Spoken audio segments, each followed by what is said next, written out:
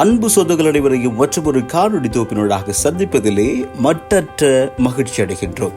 இன்றைக்கு ஒரு புதுவிதமான காணொலியோட உங்கள் அனைவரையும் சந்திக்கும் நான் அகமட் கபீர் ஹசான் அகமட். உலக ஊடக சுதந்திர தினம் இன்று கொண்டாடப்பட்டது.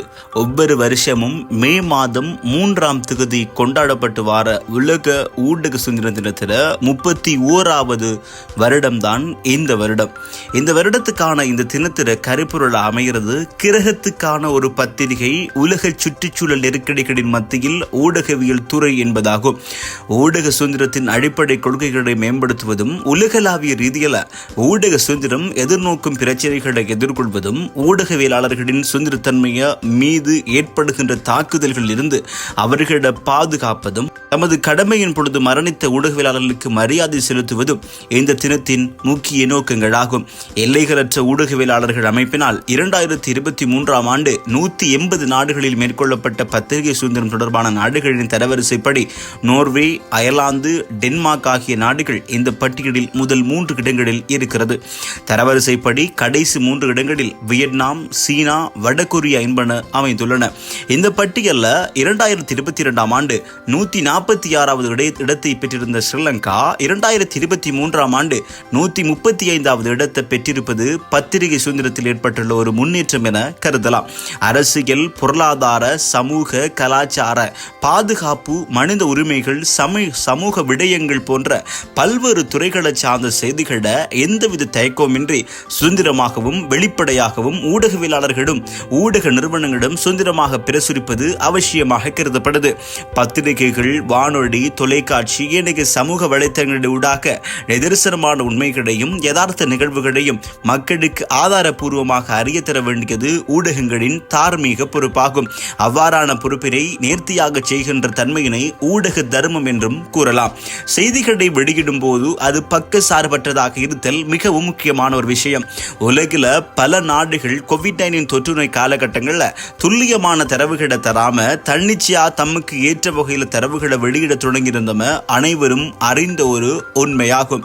இதுபோல தற்போது நடந்து கொண்டிருக்கிற ரஷ்யா உக்ரைன் யுத்தம், இஸ்ரேல் காசா யுத்தம் தொடர்பாக வெவ்வேறுபட்ட ஊடகங்கள் வெவ்வேறான முரண்பட்ட தரவுகளை தருகின்ற பொழுது அது வாசகர்களுக்கு இடையில ஒரு தடுமாற்ற நிலையின தோற்றுவிப்பதென நோக்கலாம்.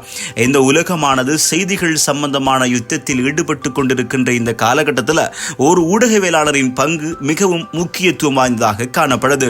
இன்றைய நவீன தொழில்நுட்ப வளர்ச்சி காரணமாக செய்திகள் மிக வேகமாக பல்வேறு நிறுவனங்களால் பிரசுரிக்கப்படுகின்றன. ஆயினும் அவற்றிட மெய்த்தன்மையை ஆய்வு செய்து கூட ஒரு கடினமான விடயமாகவே தென்படுது. யுத்த களத்திலிருந்து செய்திகளை சேகரித்து அனுப்புவது என்பது ஒரு ஊடகவியலாளரின் மிகச்சிரமமான பணியாகும். தமது பெருமதிமிக்க உயிரை துச்சமாக மதித்து செய்திகளை சேகரிக்கும் அவர்களை போற்ற வேண்டியது எமது கடமையாகும். சர்வதேச மட்டத்தில் நேர்மையான, உண்மையான, பிரசித்தி பெற்ற ஊடகவியலாளர்கள் கொல்லப்படும் போது அதுவும் பெரும் மனவேதனையை அளிக்கிறது. 2000ஆம் ஆண்டு தொடக்கம் 2022ஆம் டிசம்பர் காலப்பகுதியில் சுமார் 1787 ஊடகவியலாளர்கள் உலகில் கொல்லப்பட்டிருப்பதாக தகவல்கள் வெளியாகி இருக்கிறது. 2012ஆம் ஆண்டு மற்றும் 2013ஆம் ஆண்டு காலப்பகுதிகளில் அதிக எண்ணிக்கையிலான ஊடகவியலாளர்கள் கொல்லப்பட்டிருக்கிறாங்க.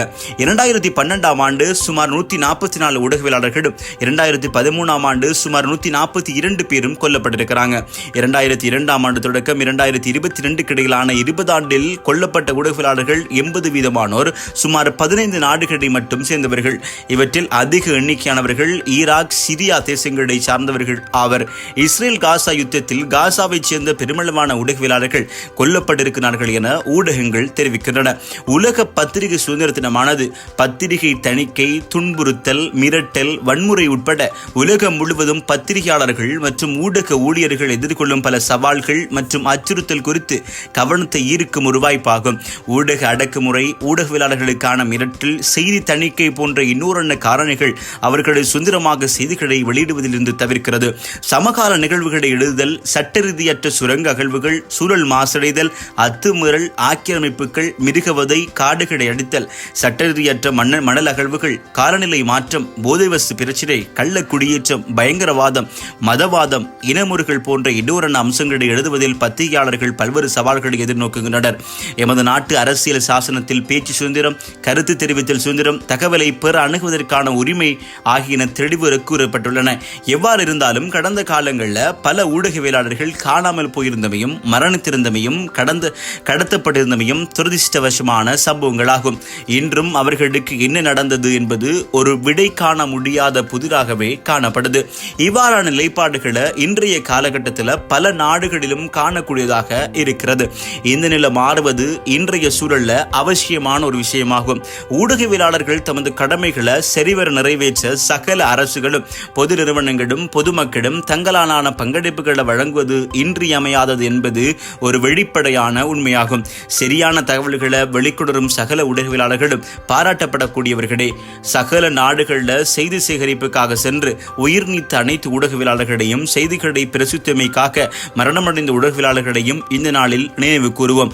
பத்திரிகையில் வரும் செய்திகளே வரலாற்றின் முதல் அடித்தளமாகும். வரலாறுகள் எழுதப்படுவது நாளாந்தம் நடக்கின்ற செய்திகளின் தொகுப்பை அடிப்படையாக கொண்டதென கூறினால் அது மிகையாகாது. ஒரு நல்ல பத்திரிகையாளன் வரலாற்றுக்கு தேவையான தகவல்களை சரியாகவும், உண்மையாகவும், நேர்மையாகவும், தெளிவாகவும், பயமின்றி, பட்ச பேதமின்றி எடுத்துக் கூறுவான் என்பதில் எள்ளளவும் ஐயமில்லை. பாராளுமன்றம், நிதித்துறை, நிர்வாகம் ஆகியன ஒரு நாட்டின் ஜனநாயக தூண்களாக காணப்படுகின்றன. இவற்றுக்கு இணையாக 4வது தூணாக ஊடகங்கள் இருப்பதாக கூறப்படுவதுண்டு. இவைகளே மக்களாட்சியை தாங்கி பிடிக்கும் சக்திகள் என வர்ணிப்பர். பத்திரிகை சுதந்திரம் தொடர்பாக உலகின் தலைசிறந்த அரசியல்வாதியும் அகிம்சவாதியுமான மகாத்மா காந்தி குறிப்பிடும் பொழுது, எந்த ஒரு நாட்டினாலும் கைவிடப்பட முடியாத நிலை, மதிப்பற்ற தன்மை கொண்டது பத்திரிகை சுதந்திரம் என்றார். தென்னாப்பிரிக்கா முன்னாள் ஜனாதிபதியான நெல்சன் மண்டேலா ஜனநாயகத்தின் தூண்களில் ஒன்றாக காணப்படுவது பத்திரிகை சுதந்திரம் என்றார். அனைத்து ஊடகவியலாளர்களுக்கும் எனது இதயபூர்வமான வாழ்த்துக்களை தெரிவித்துக் கொள்கின்றேன். என்றும் பிரியமுடன் அகமட் கபீர் ஹசான் அகமட். வணக்கம் சொந்தங்களே.